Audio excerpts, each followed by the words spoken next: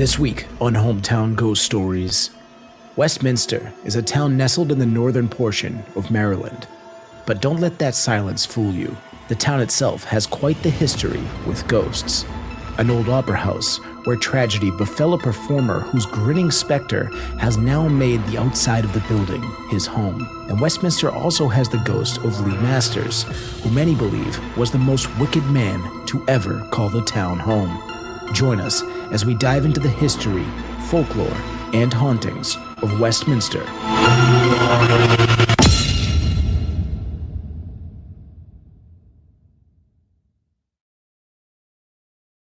Hometown Ghost Stories contains serious and often distressing events and is not intended for all audiences. Viewer discretion is advised. From the Journal of Charles Lambert, September 17th, 1865. The wind howled through the trees as I trudged through the darkened woods, my shoulders aching beneath the weight of the long pole loaded with shad and herring. The farming had been rough that year, and I had taken up night fishing to make sure that my family could eat. It was a moonless night, the darkness thick and suffocating, swallowing every sound save for the rustling of leaves and the distant cry of an owl. I had heard the tales, the whispers of the ghost of Legh Masters riding his pale gray horse. Tales that made the bravest men in town shiver with fear, but I paid them little heed, dismissing them as the idle chatter of superstitious minds. Yet, as I ventured deeper into the heart of the forest, a sense of unease crept over me, tightening its grip with each step. It was then that I saw it, a figure draped in white atop a horse, with what appeared like burning eyes looming in the shadows of thickly settled trees. My heart hammered in my chest as the figure let out a mournful wail, the words, "Stick, stuck," echoing through the trees like a death cry. Panic seized me, every nerve in my body screaming for flight. Without a second thought, I turned and ran, the weight of the fish forgotten as terror propelled me forward. Branches clawed at my face, roots threatened to send me sprawling, but I paid them no mind. My only thought was escape. I burst through the clearing, my lungs burning with exertion, and caught sight of my home on the horizon. Relief flooded through me like a tidal wave as I stumbled toward the safety of its walls. "Open the door," I cried to my wife, my voice raw with fear. "For God's sake, open the door. Legh Masters' ghost is after me." I could sense the ghostly presence drawing closer, its chilling whispers echoing in my ears. The weight of the pole burdened with fish dragged at my shoulders, threatening to pull me back into the clutches of the unknown. Just as my strength wavered, the door swung open before me. My wife stood in the doorway, her eyes wide with alarm as she beheld my disheveled form. I gathered what little strength I had left and rushed inside, throwing the fish that I didn't lose on the way back to the house on the table and locking the door behind me. My wife screamed, "You're going to wake the kids. What has gotten into you?" I saw him, the ghost of Legh Masters. "He's real," I said in a hushed tone. I struggled to find the words to describe the encounter in the woods, the ghostly figure that haunted me with its ominous chant. The memory flickered in my mind like a candle in the storm, elusive and terrifying. And then, as if on cue, a faint whisper brushed against my ear, causing me to startle in fear and close my eyes. "Stick, stuck," the raspy, faint voice said. Finally, as I opened my eyes, I saw my wife in a panic, kneeling over me. She began to help me to my feet when we heard something scratching at a nearby window pane. We both looked over and saw the black eyes of the ghost staring back at us as his bony finger tapped on the window. I'm Rob Coakley, and this is Hometown Ghost Stories, Westminster, Maryland.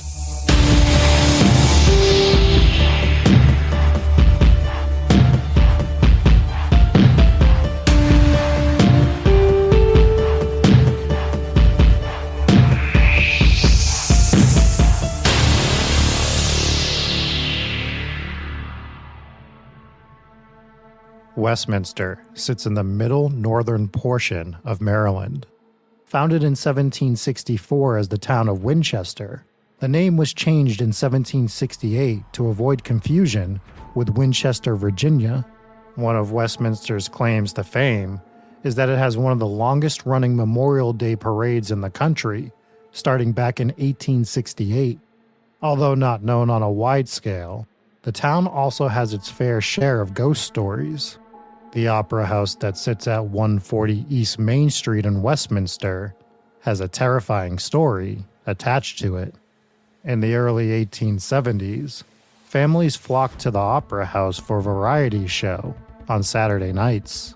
A comedian by the name of Marshall Buell was performing in between sets to keep the crowd entertained before the next act.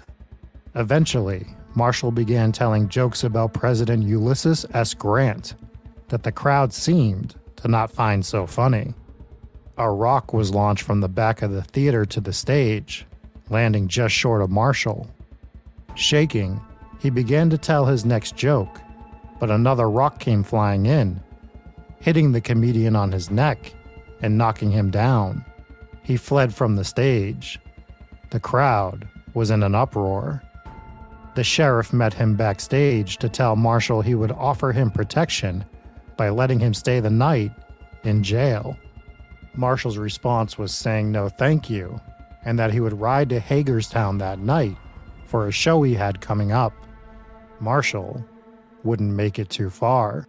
He was ripped off his horse a short way down the road and slit from ear to ear by reports.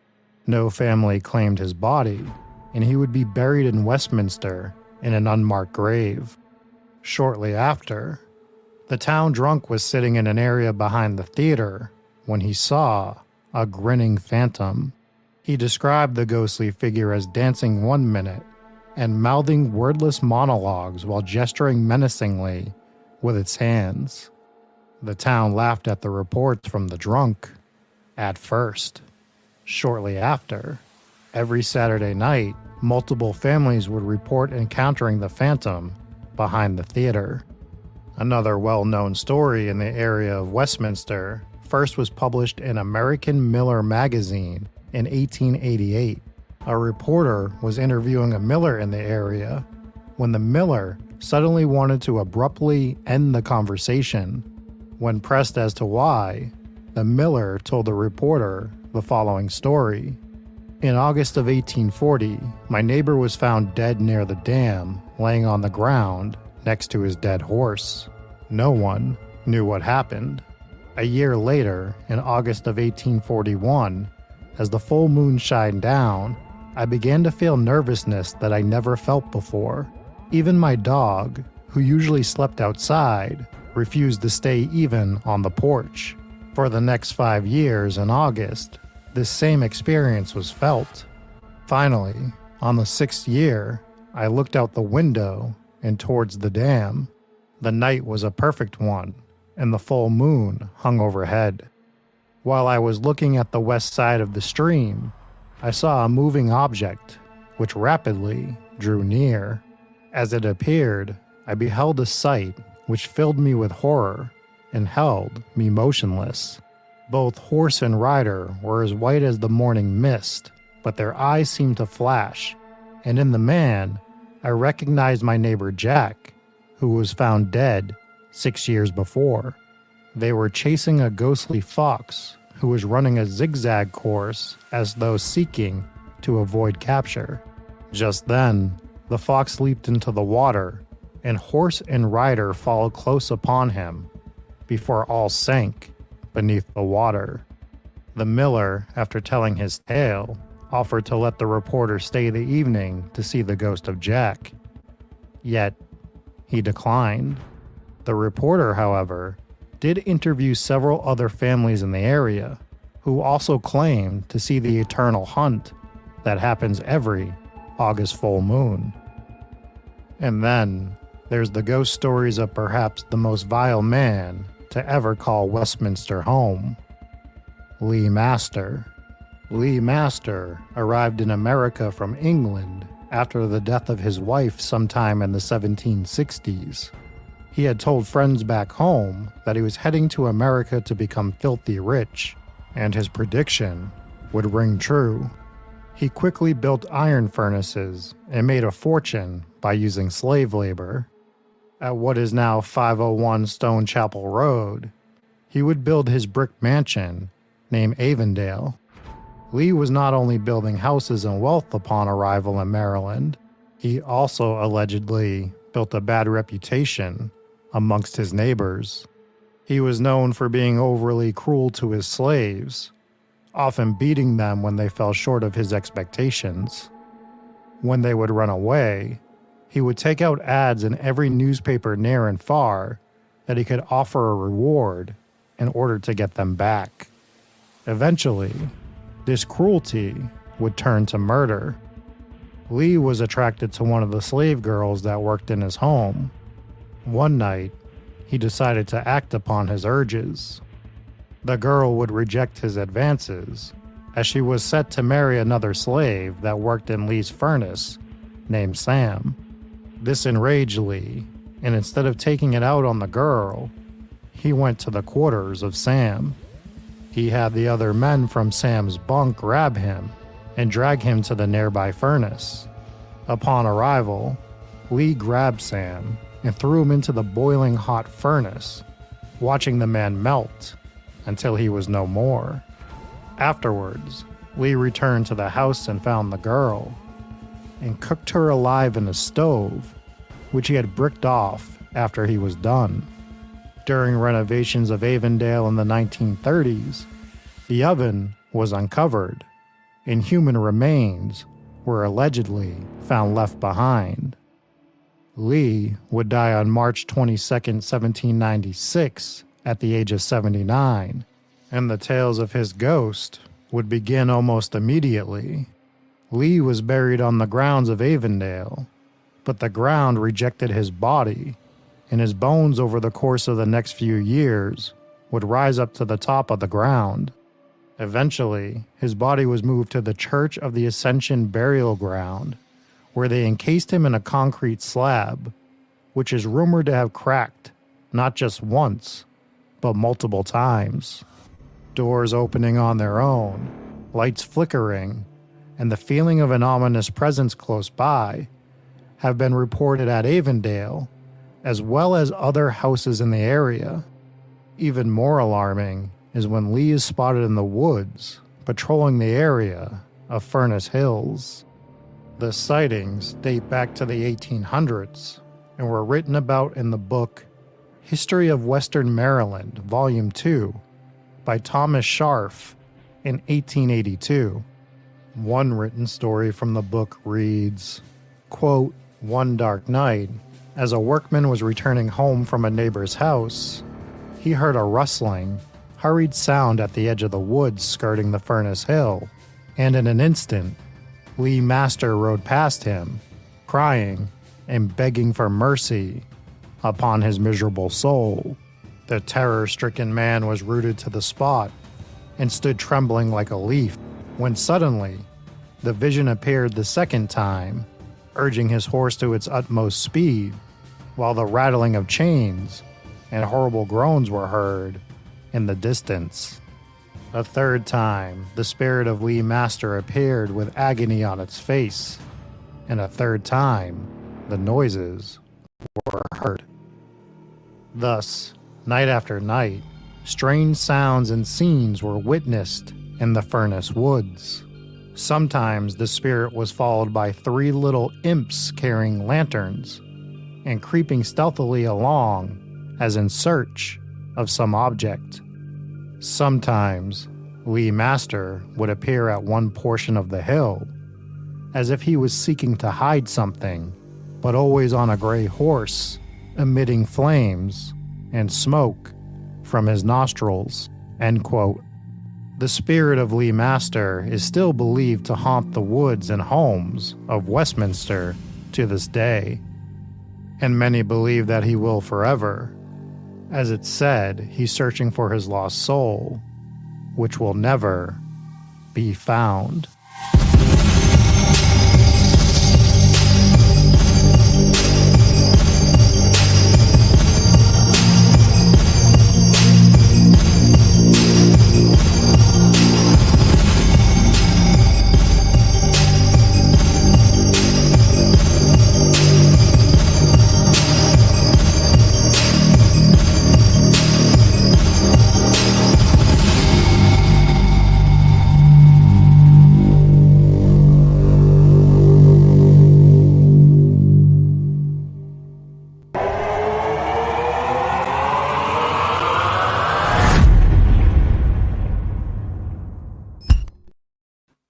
What is going on, ladies and gentlemen? Welcome into Hometown Ghost Stories, episode number 117. Coming to you live on this beautiful Tuesday evening. Actually, it's a pretty miserable Tuesday evening where we are. It's rainy and cold and windy, and it's no bueno. I am Jesse Wilkins. I'm joined by Rob Coakley. Hello, Rob. We need to have a discussion with town officials where if your name is Winchester and you're worried about sounding similar to Winchester, Virginia, when you're Winchester, Maryland, going to Westminster isn't much better. Like making that change, it's too similar still. Like you got to go way away from it if you're going to go away from it, or just stay the same. You psychos. Yeah, it's not much of a change. We're also joined by Dave Wilkins. Hello, Dave. Hey, what's going on? I have no problem with the name of this town. I don't have a problem with the name of the town. It's just if you're going to change it from one, if you're going to change it because you're worried that it's going to sound like this town. Is that why they changed it? Yeah, that's literally the reason they changed it. So and which is also crazy because how many towns are just the same? Like we have like 30 Salems. I think there's a Springfield in 37 states. Like it's just. I know. And they all came from Europe. We just borrowed the names of all the towns over there because we wanted to come over here and be different, but just keep all the same names of towns. Maybe we'll throw the name New in front of it. Yeah. Yeah, exactly. Yeah, when you had said that they changed it because they thought it was going to get confused with another town, I thought they were going to talk about the town that was, originally named that name, but they weren't, which would have been in the UK, but whatever. So that's what they went with. But some creepy stories here. The Legh Masters story is particularly terrifying and scary, but you got a few haunted locations here. First time covering Maryland. Yes. Big Boy Friday says Rob looks like a cute tomato. Yeah, Rob did his best. Thick Boy's baby mama, excuse me. Yeah. Rob did his best to dress exactly like Fred Durst on tonight's episode. It's a red hat. Is no one allowed to wear a red hat anymore? All of chat is calling him out, which is kind of funny because it's the first thing I said when I logged into StreamYard before we went live. It's like, oh look, Fred Durst showed up. Hello, fellow teenagers. All right, we got it all out of the way. Let's start talking about Westminster because we have so much to get to. Like you said, Jesse, we have all these stories that I covered in the episode. Plus, we have additional stories, added context on this one. A very small town with a ton of hauntings, so it's going to be fun to talk about. It is, yeah. This is on the brink of some pretty terrifying Maryland news. If you just watch the bridge collapse in Baltimore, pretty terrifying stuff. So, hopefully people are okay. I mean, that was insane. Did you guys watch that video? Yeah. Why are we doing this? I'm just mentioning it. I mean, obviously it's a Maryland episode. This thing just happened, so it's it was, crazy. It collapsed so fast. Like I've heard of bridges collapsing before, but that was just like boom, just instantly. One of the scariest videos I've ever seen. Because you always, whenever you drive over a bridge like that, it's in the back of your head, right? Like, what if this bridge collapses? Even though that's just a ridiculous idea, you never hear of something like that happening, and then it happens. And to see it on video like that was shocking. I thought it was fake when I saw it this morning. It was so was like, this has to be AI generated. It happened so quick. It happened so quick. Now it's like I'm never gonna be able to cross a bridge again without looking to see if there's a giant boat coming that could take us out. Like, dude, I might never cross a bridge again. It's literally the scariest thing I've ever seen. Avoid all bridges at all costs at this point. But thoughts and prayers go out to people that were affected by that. I mean, I guess at least it was at like in the middle of the night. There didn't appear to be too many people on the bridge, but there's definitely some victims there. So pretty scary stuff. But this is not a Baltimore episode. This one is Westminster. So let's talk about that. Yeah, so let's dive into some of the hauntings. We're going to get into the ones that we covered in the episode, but I think at the start of the show, let's cover some of the ones that I didn't cover in the episode. We have 3 different stories here. Dave, if you want to kick off with the first 2, I'll take that third one. Sure. So the first one is the old jail, and this is the ghost story of the headless jailbird, and this is on 98 North Court Street.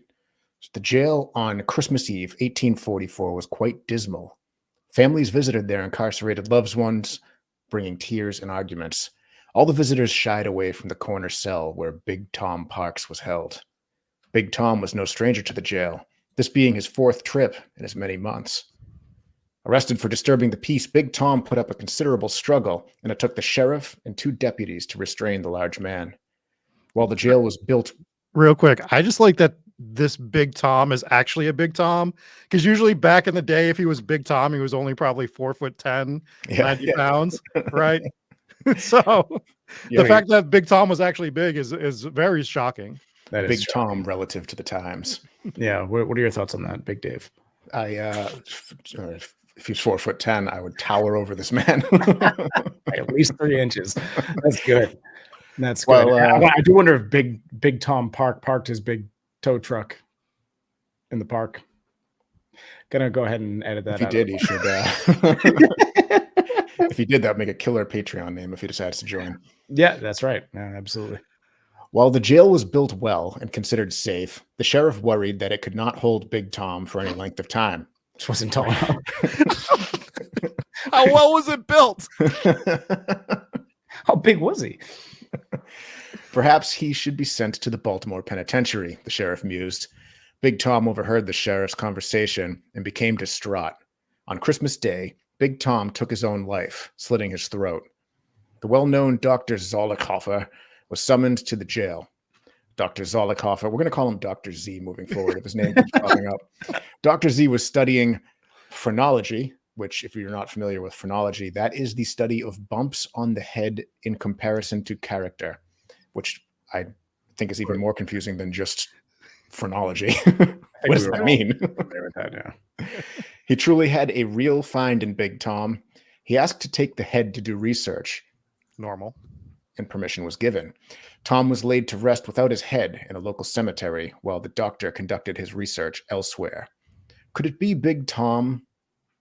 Could it be big? This is written weird. Could it be Big Tom many residents have seen wandering in the vicinity of the old jail? That was not weirdly written. I was reading it weirdly. Could it be Big Tom? All right. I'm going to slightly reword this because I hate it. Could it be Big Tom that many residents have seen wandering in the vicinity of the old jail? It's hard to know who the large headless man is that's been seen roaming the area with both arms outstretched in wonderment and pain. This is a unique ghost story, and it's pretty creepy, and even the backstory is pretty good. But I feel like this reminds me of a couple of the ghost stories that we told from Fredericksburg, Texas, where they buried a guy without legs, and his ghost came back looking for his legs. This is a similar one, maybe a little scarier because he's got no head. I think we eventually are going to be able to compile enough ghosts and create a super ghost. Yeah, you got the head from this one, the feet from another one. Yeah. We have doll arms if we need to use those. Yeah, we can throw the doll arms on Big Tom. Big Tom with his doll arms and his Texas feet. Hell yeah. I love it. It's the super ghost. All right, let's get into the next one. Dave. Sure. So City Hall and Main Court Hotel, the musical Barber, on the corner of Main and Court Street. At the corner of Main and Court Street stood the City Hotel. A garage stands there today. The grand structure housed a wonderful restaurant and unique barber shop. The barber, Jim Hopes, was a small, thin man, which is a nice contrast next to Big Tom. Yeah. Very Just- diverse ghost cast in Yes. Westminster. Small Jim Hopes, a thin man whose impeccable appearance always included a crisp white smock. Hopes had dreams of being an entertainer and filled his shop with excerpts from classical dramas. Amidst the patrons, scissors, combs, and hair clippings, Hopes would transform himself into Macbeth, Hamlet, or Falstaff and play the character throughout the day. Bro, President- just cut my hair. Just finish my haircut. Barbershops haven't changed at all. Huh? Like you go there and people, I guess they've changed a little, but like you go there and everyone's doing everything except for cutting your hair at barbershops. I was like, what barbershop are you going to where they're all dressing up as Shakespeare characters, though? That I haven't seen. Residents of Westminster were in agreement that Hopes was a trifle odd, but he gave a good haircut for a fair price nonetheless. Jim Hopes' business thrived until, scissors in hand and quoting Shakespeare, he died of a heart attack. His widow tried to run the business, but without Jim's talent with scissors and the now accustomed entertainment, she eventually had to close the shop. Talk amongst the old men in town was that, in passing, one could hear Jim quoting the bard, and if you looked carefully in the window of the old barber shop, you could catch a glimpse of Jim Hope's crisp white smock. So I like the theme that's going so far. We got Sweeney Todd here, right? Demon Barber, Sweeney Todd. And before that, we had the Headless Horseman, Sleepy Hollow. We're just going through Johnny Depp movies. All right. So Well, Rob's going to cover the ghost of George Young from Below now. And eventually we'll end up back talking about Jack the Ripper again. So it's perfect. We've come full circle here. But with this one, I do wonder, while he was performing that Shakespeare performance and died in the middle of the act, I wonder how long it took them to like realize react. it. Like Yeah. as part of the act. Like, I don't remember this from this Shakespeare story. You know, some guy trying to get his hair cut. He's like, dude, please get up and finish my haircut. Like, we get it. All right. The guy died in the Shakespeare play, but he's just actually dead. So, Which has happened to like comedians and stuff on stage. I don't know if you guys have ever seen any of those videos. It's terrifying because as you know what's happening, the audience doesn't. They think it's part of the act, and then it just becomes this whole tragedy. So I'm sure it was a gigantic shock to everybody that happened to. That had to be in there. It does. It makes it even more painful to watch when you see a clip, especially of comedians when it happens, because you see them collapse on stage and you hear the whole crowd just burst out and laugh. It just makes it so much worse. Everyone's like, this is great. Yeah. And then you realize, like, oh, wait, he's having a medical emergency. This is actually not so funny. So. Yeah, not great. All right. So the other one we're going to cover before we dive into the stories that we talked about in the open is Cocky's Tavern, of course, with the decorating ghost at 216 East Main Street. J.E.B. Stewart. Why does he have so many initials? Let's talk about that just to start Call him off. Jeb. Is his name just not Jeb? No, they have all periods in between the letters, but we're going to call him Jeb Stewart. Confederate cavalrymen set up headquarters at a residence on the main street in Westminster. As troops made their way towards the Pennsylvania line, it appears that one of Stewart's men may have stayed behind. The ghost of Cocky's Tavern is sometimes heard climbing the stairs at night, probably looking for some bacon, I would assume. When shouted at to stop, the loud boot steps promptly cease. He's been known to rattle the glasses and bottles in the bar when no one is around. Okay. When no one's around? Yeah, how do you know that? Yeah, what are we doing here? I guess unless security footage is catching it, but that's... When was this, though? This is from the Civil War up until now. The ghost real affinity seems to be with pictures.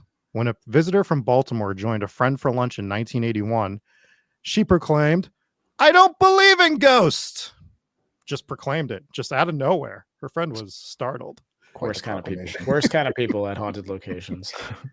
Much to her dismay, a picture hanging on the wall behind her fell, striking her on the head. The hanging wire on the picture was not broken, nor was the glass. In response to the incident, the lady replied, "I believe. I believe." Quick turnaround. We like that. Yeah.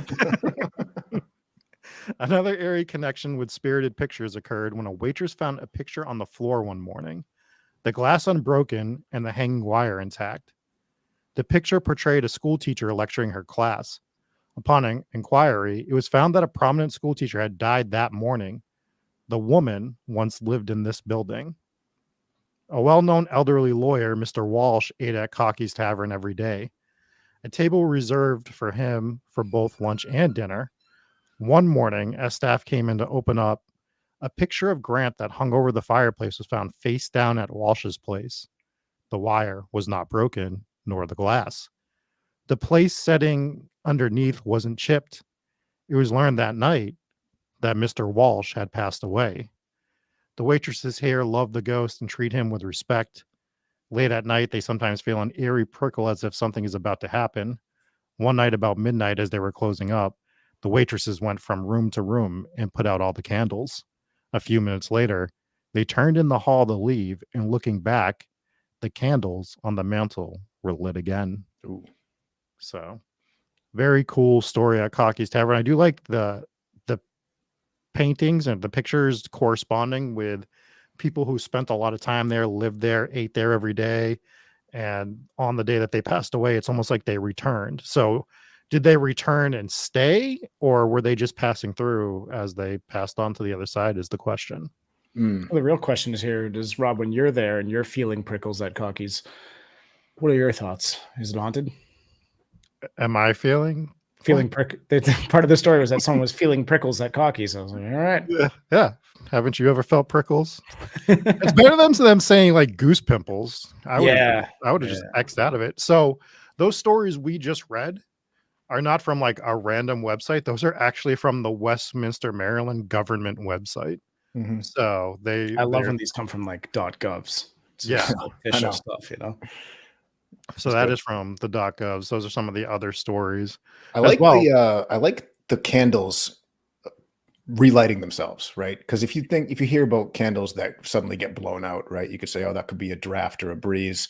Maybe it's paranormal.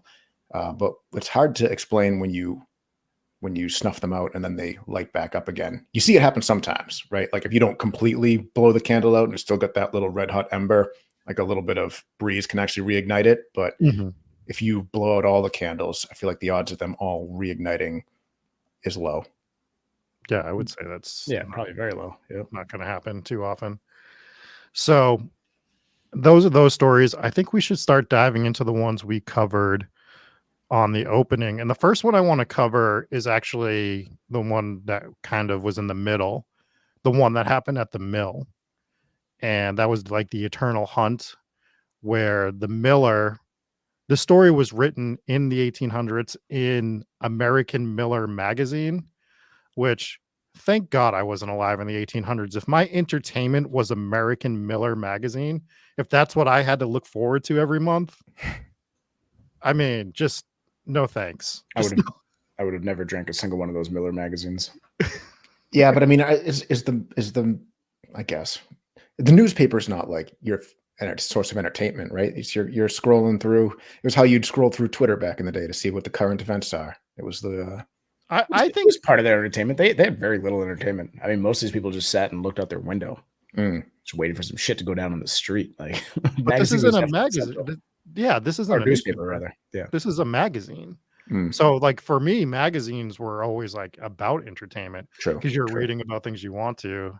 I guess it is about trade sometimes, but God, what can you be filling the pages of American Miller magazine with month after month? Right. But apparently one of them was a ghost story from this town in Maryland. And I have a few issues with the story itself, because it talks about the guy realizing that every August during a full moon, he started getting this certain feeling. And I feel like it'd be real tough to be like, oh, it's August, the full moon again. I feel like there might be something out there. And then after 6 years, you finally see the ghost. Right? Like it just sounds very suspect to me. Like I understand that's like when the guy died or whatever during the full moon of August, but it seems too random to be suspect. Like random, like where do you pick that out of? You know, it seems like too like out of thin air for it not to be just an authentic feeling that he noticed. But would you remember how you felt the August before and then the August before that? Maybe if I'm hanging out by a full moon in August and I'm like, I feel weird. I can't explain it. I'm going to bed. And then the following year, I'm like, oh, I feel weird. And you notice it's a full moon in August. Like, oh, that's weird. This happened to me last year. Maybe I wouldn't have noticed it if it didn't happen the same time during a full moon last year. And at that point, after the second time you notice it, you're absolutely going to notice it moving forward. But that's just because you're born in August and you're just contemplating how old you're getting. So Maybe. that's why. That's why. Real sense of dread in August, Yeah. Dave. But it's not even like a full moon the following year would land on the same day in August, right? It's always going to be Right. on different days on different years. So it's just it's just oddly specific, Yeah. like too weird to make up.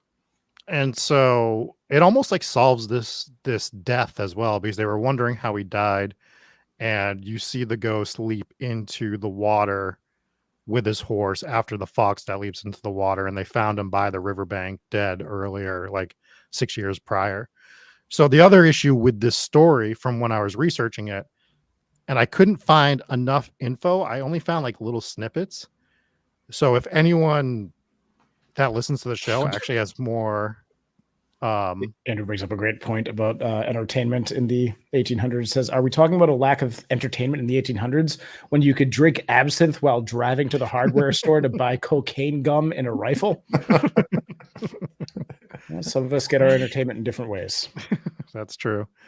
So the other issue is there is a Native American legend of the Eternal Hunt. Supposedly, I couldn't find much info on it, but it is of a hunter by horseback chasing a fox around, and the fox is supposed to represent some sort of devil, and they're eternally chasing this fox to prevent like evil from happening around the area. So I couldn't find a lot on it. I found like 3 sentences. I couldn't find much of the folklore on it.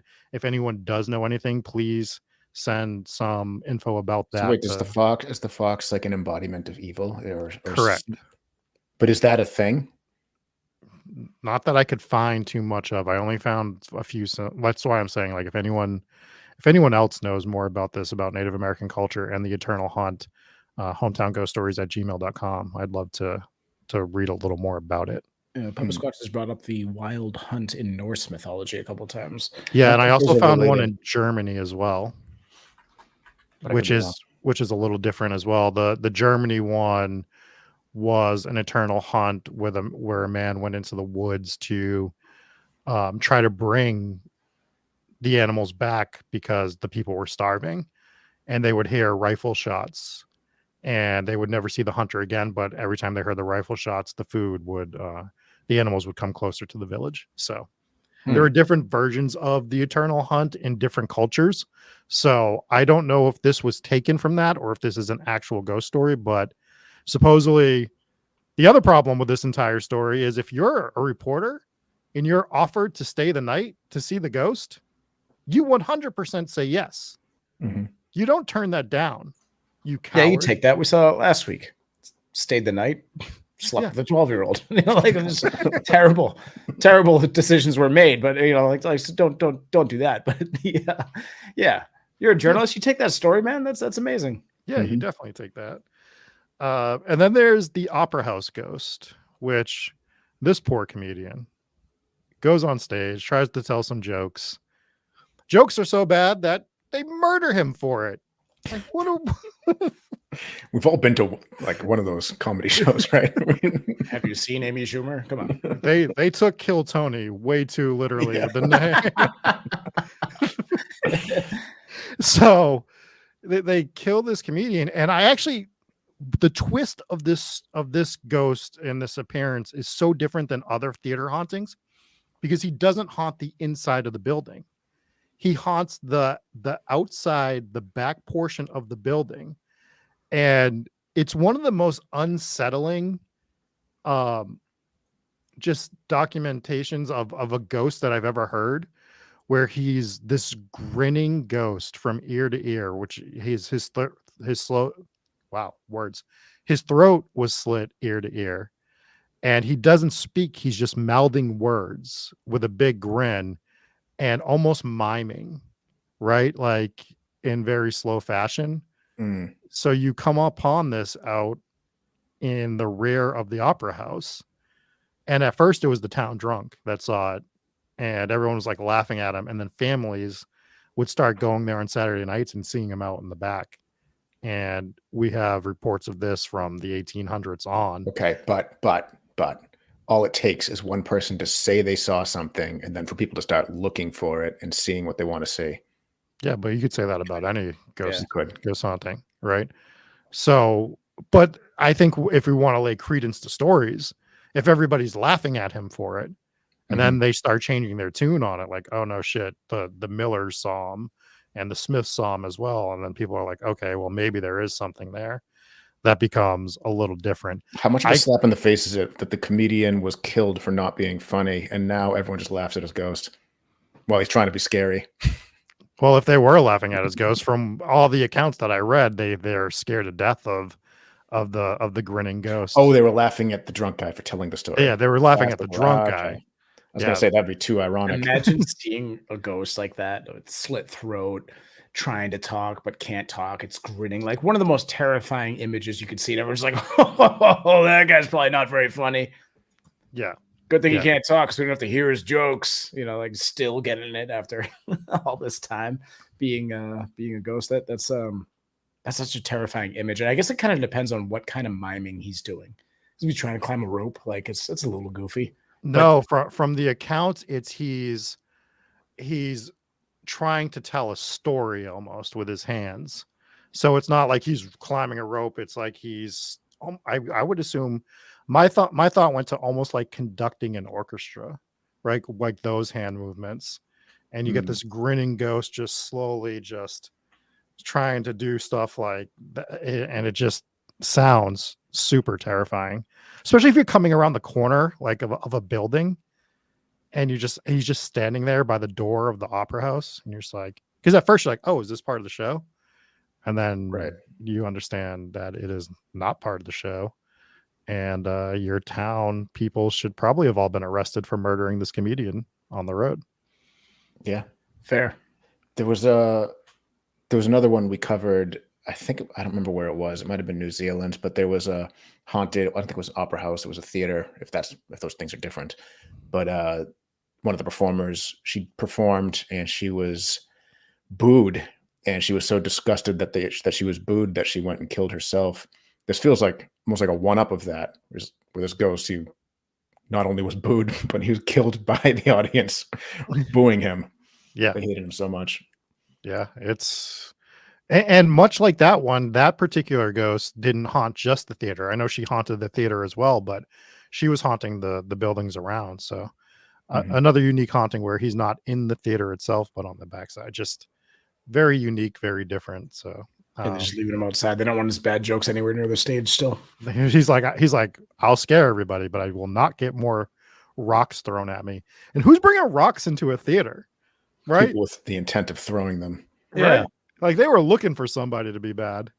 I do wonder if it was a premeditated thing where like, oh, if he does this Ulysses joke, he's getting the rocks. So make sure he brings something to throw.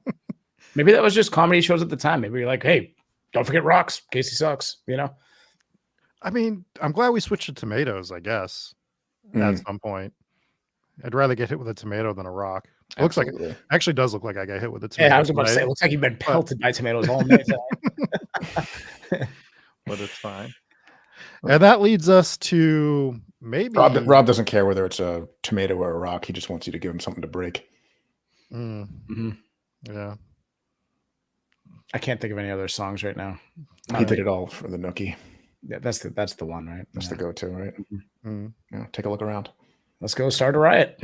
All right, all together now. Let's get into the next story. Shut up. So probably the most well-known story in Westminster is the story of Legh Master, right? And Legh Master, by all accounts, was a terrible man, and he's so terrible. He's written about in the history of Western Maryland from 1882. I actually threw a link to this in the Discord to the book so that you could look it up. The book is available online to just read the pages from. So that is in our Discord in the resources portion, and it goes into how he was a hated man during his lifetime, and there's multiple reasons why he was a hated man when he was alive. First and foremost, he treated people like shit, right? Supposedly he treated all his neighbors like shit. He definitely treated his slaves like shit, which is, you know, a whole nother level of just disgusting human being and everything. And not only that, he came from England at a later age in life. Like, he was already in his 50s, I believe, when he moved from England looking to get rich in America. And he did it at a particularly poor time. So he did it right around the American Revolution. So he came from England. A few years later, the American Revolution happens. And a lot of people thought that he was a British loyalist because he came from England and lived over there, and his family still lived there. His children still lived there. And it rubbed a lot of people the wrong way. So he was probably already between a rock and a hard place with that whole situation. And people thought that he was sending money back to the crown. And England also thought that he was an American loyalist. So he was having issues with England as well. So he had no friends. And he was a dick. He's a piece of shit. Like, no one wants to be a friend anyways. I mean, so in England, they're like, no, we don't want him back. He's probably an American loyalist. And in America, like, oh, we don't really want him. He's an English loyalist. Yeah. Yeah. And he's an asshole. And he was having a lot of land disputes with his neighbors as well. So by the time he dies, we start hearing a lot of rumors about him, starting with what he did to his slave, Sam. And there's multiple variations of this story. And this story does hit the history of Western Maryland. It doesn't go into the full account where Lee was attracted to one of his slaves and she was set to marry Sam. That seems to have gotten added later. And the whole, she got cooked in a stove and bricked up in the wall. Right. But where would that, like, in what circumstance would that story ever have been documented, and by who? Like, the slaves weren't documenting stuff like that. He definitely wasn't going to document that. Right. So it's word of mouth, and there's different reasons for the Sam thing. The other one, it's tough for me to verify. I looked everywhere for some sort of newspaper article of them uncovering the stove in the 1930s. I dug deep for it. I couldn't find anything. It doesn't mean it doesn't exist. We have certain newspapers that don't archive well. Some archive all the way back to the 1700s. So, I mean, for example, I was finding stuff from him posting about runaway slaves in the 1700s, but our local newspaper here, the Enterprise, is still cataloging their stuff from the 1940s, right? So, like, you can't always find what you're looking for. It doesn't mean it didn't happen. It just means that I can't find anything. Or somebody took it upon themselves to extend the story and make it have a little more pizzazz to it when it doesn't need it. Because if you read in the 1882 one, he supposedly does throw Sam into the furnace because he was upset with his production more so than anything else. Either way, if he actually threw him into the furnace, then he's terrible. Yeah, I don't think anyone was like, oh, he wasn't productive. Well, that makes sense. No. Yeah. So these are those are some of the accounts of what he did for Sam. Now, when he dies, the story starts to get really creepy because they bury him at Avondale, which is the home he built in Westminster. And the legend is his bones kept rising up out of the ground, and they would find them just like strewn about. That's such a cool story because like he was a huge piece of shit. Even the worms were like, not on this land, motherfucker. Get these bitch ass racist bones out of here, bro. Like, fuck this guy. Yeah. It's our ghost worms from Patreon. Yeah.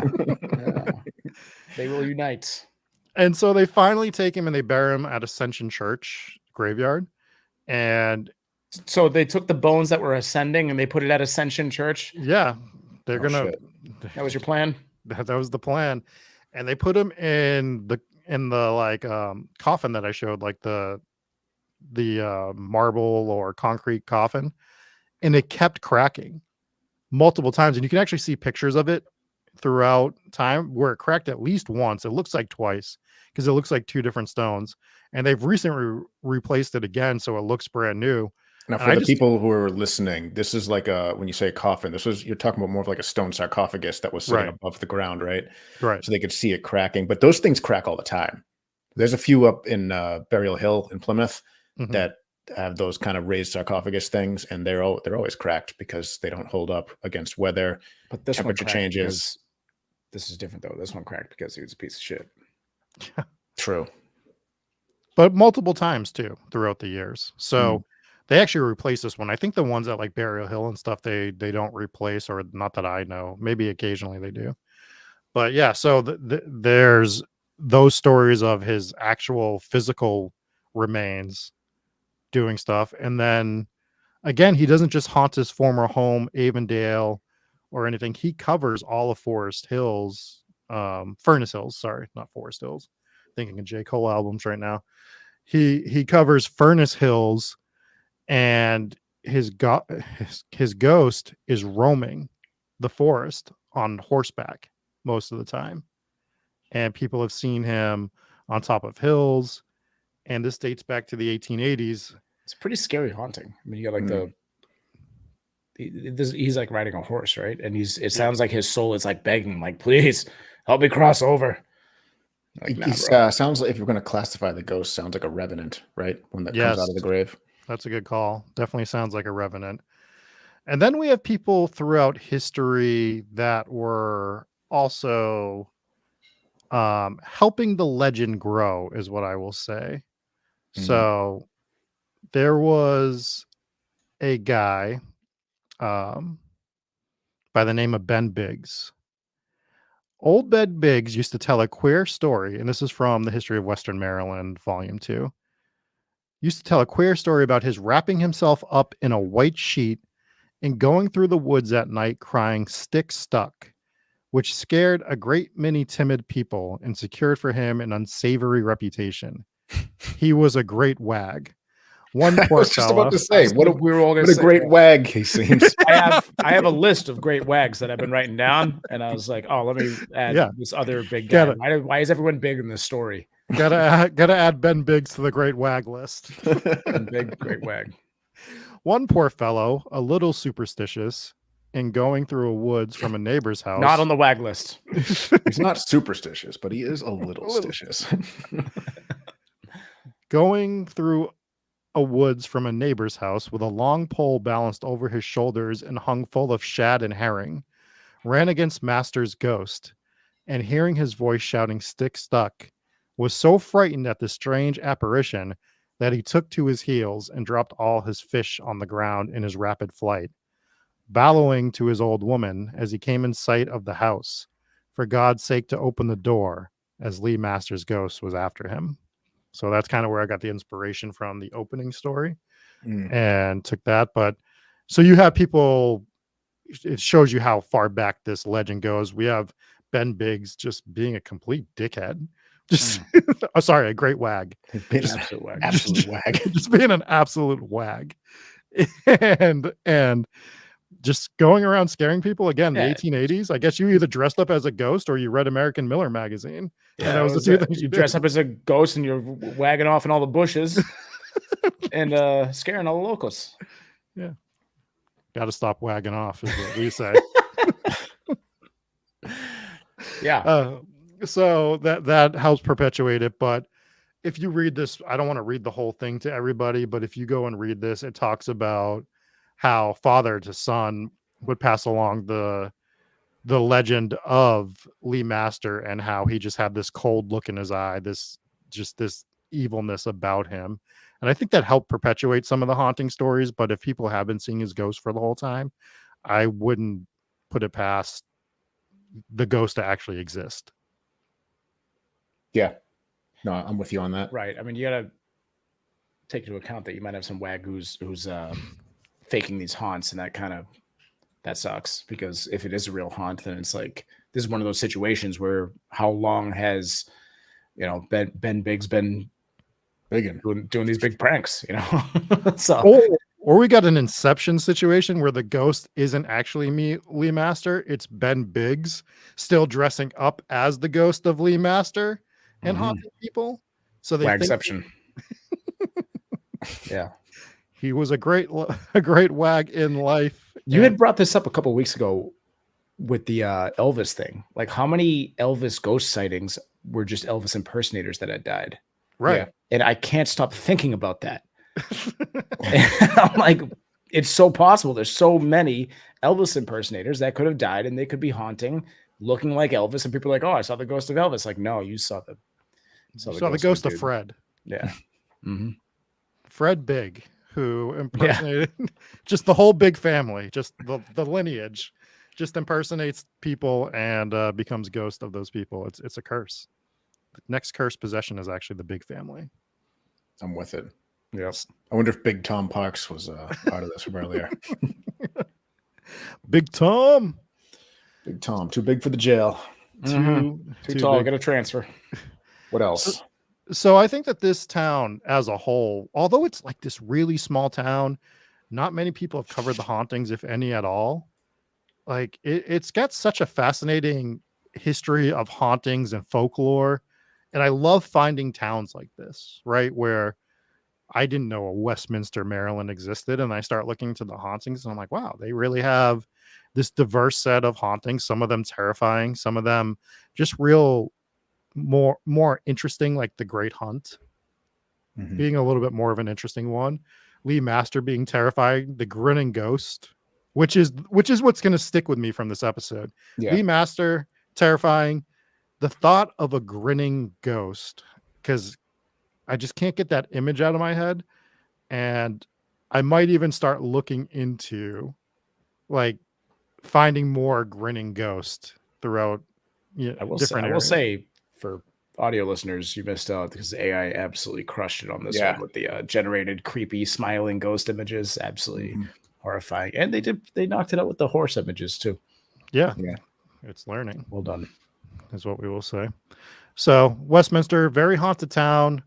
I would definitely want to check this town out.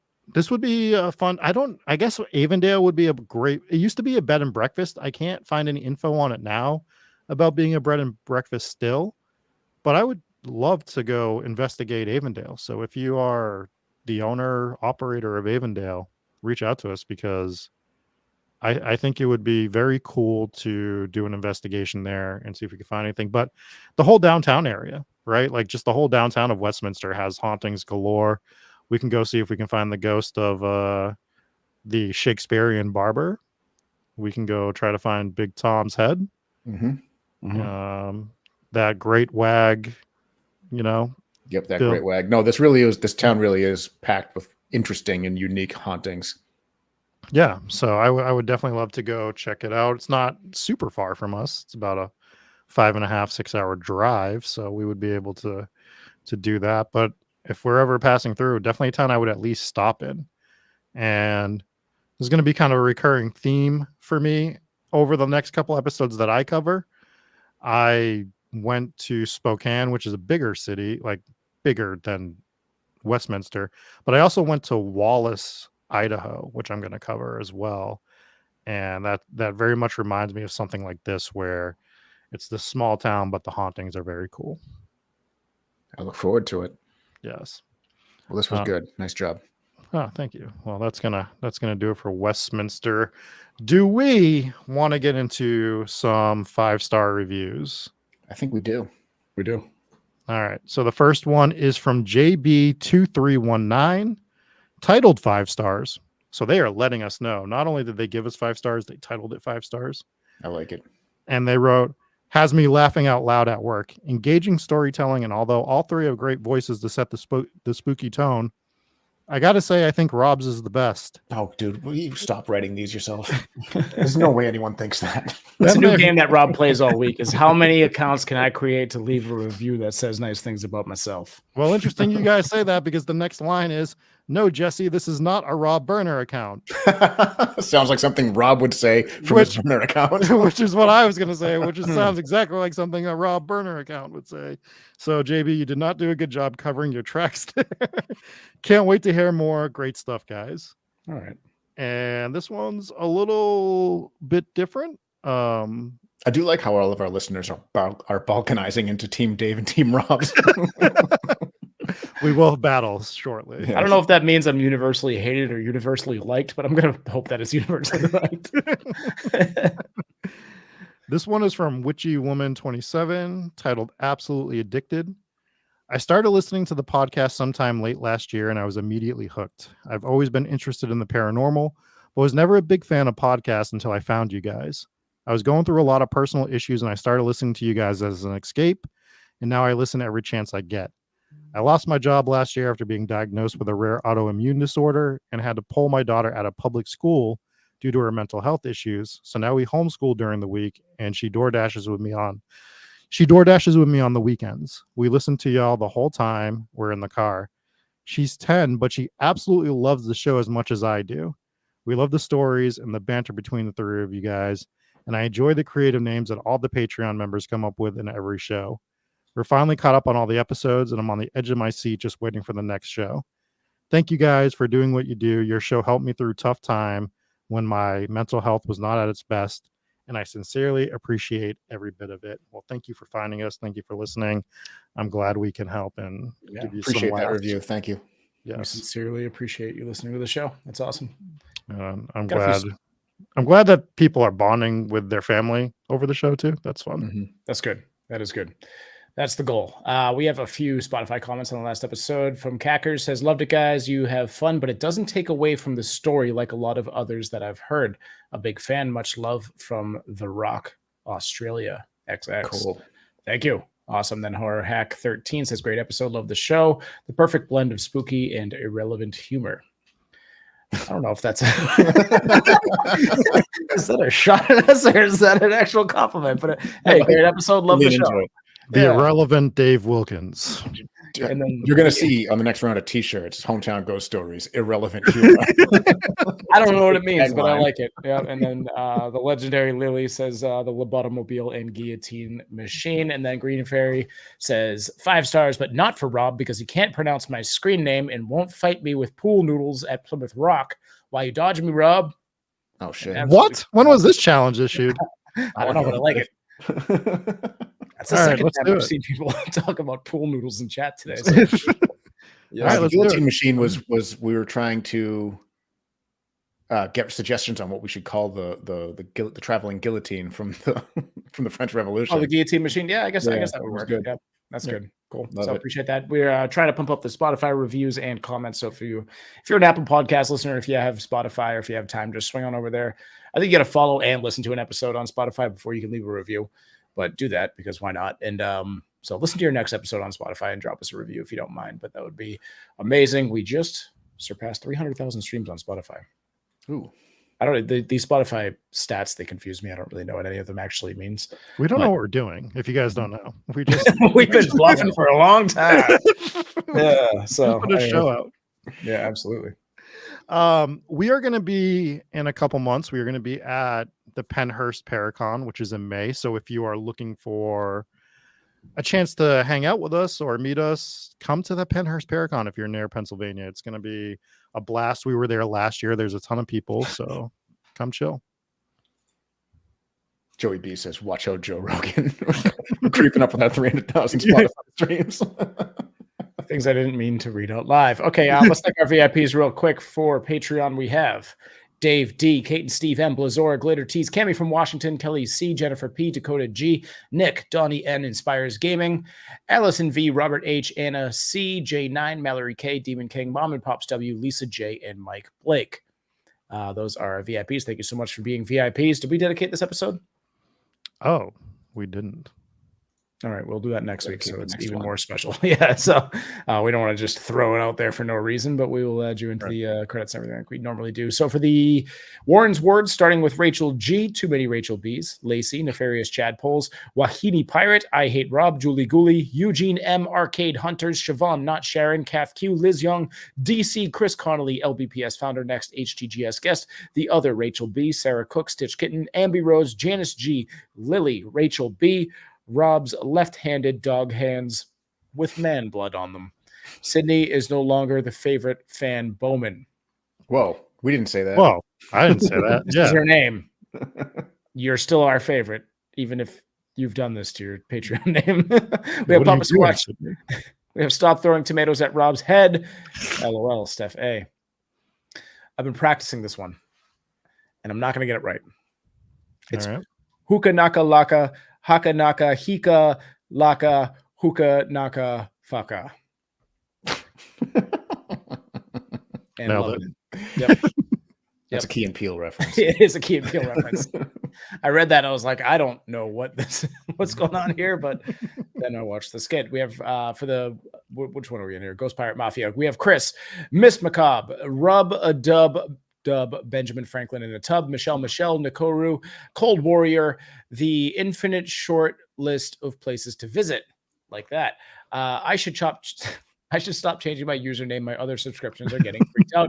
T from Midgetown, Mitze Oos, Sarah B, Dominica, Queen Chan's Revenge, Angel prefers Jesse than Rob, Monster Mom 04, Shannon K, Allie Dark Snark, I Hate Rob 2, Electric Boogaloo, now with more I Hate Rob action.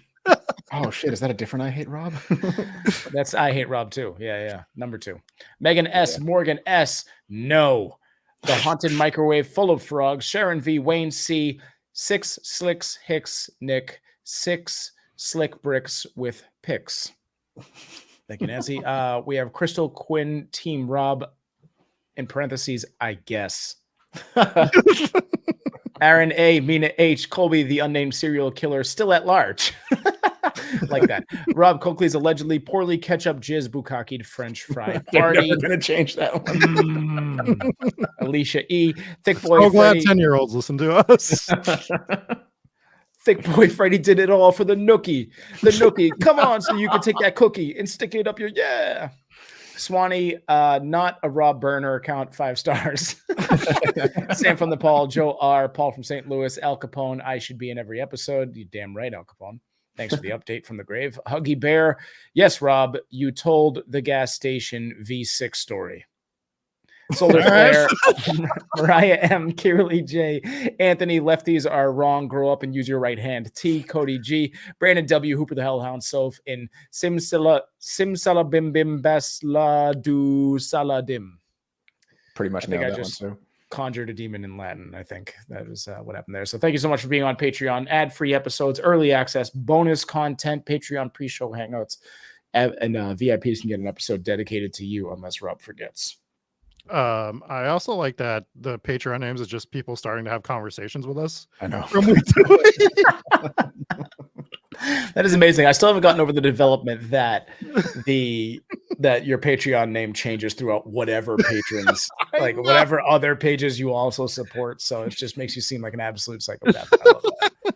So Angel Os says, as always, it's funny how Jesse confidently gets my name wrong every single week. I used to check with Dave to confirm that I was getting it right, and I got it wrong again. What did I say?